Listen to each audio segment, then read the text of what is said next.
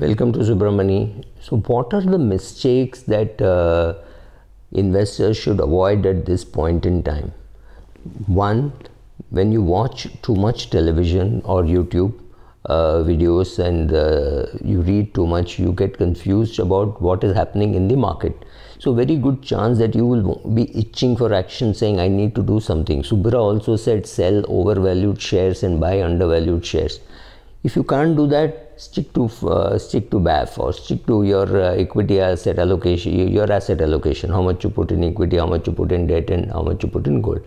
However, I have another problem. If you look at BAF and decide how much to put in debt and equity, you have to make an assumption that that fund manager gets it right always. Because if he gets it wrong and you get it wrong, then you're going to kick yourself for having listened to that fund manager. So decide on which fund manager to listen to. I have no personal favorites. I'm not naming anybody. Or if you think you know my personal favorite, then go by that. I'm not getting into recommending any such thing. So be careful about with whom you are talking as to what parts are overvalued, and check out on that. The other thing which many investors do is go to extremes of saying, I sold off everything, I repaid all my loans and I put all the money in PPF or stuff like that.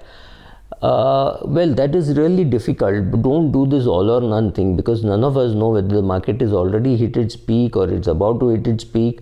But be sure about one thing: if you have bought something and that has worked for you, don't expect the same thing to work for you permanently, right? You bought something in March 2020, that share has doubled or tripled, or you bought it for 50 rupees, it is now worth 300 rupees, so it has gone up 6 times.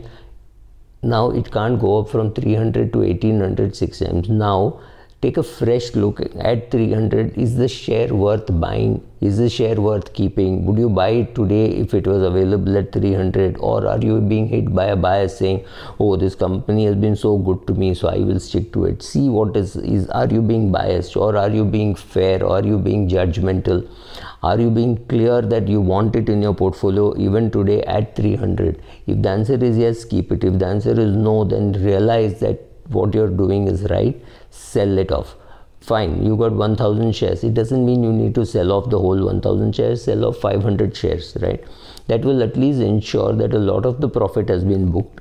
Your 500 shares which are lying is something which it's great, it's got good value, but it will not kill you that if the price goes down, because you think you already recovered it in these 500 shares, right?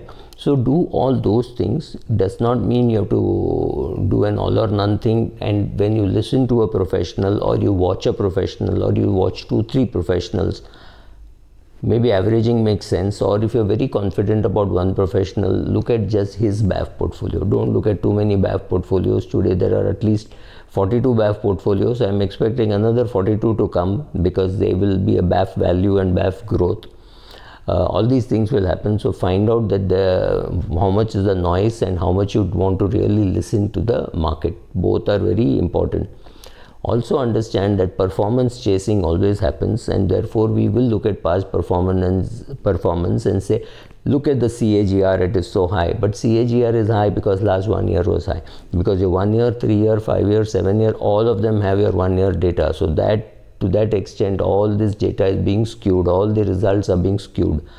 So be careful about that too, right? Thank you.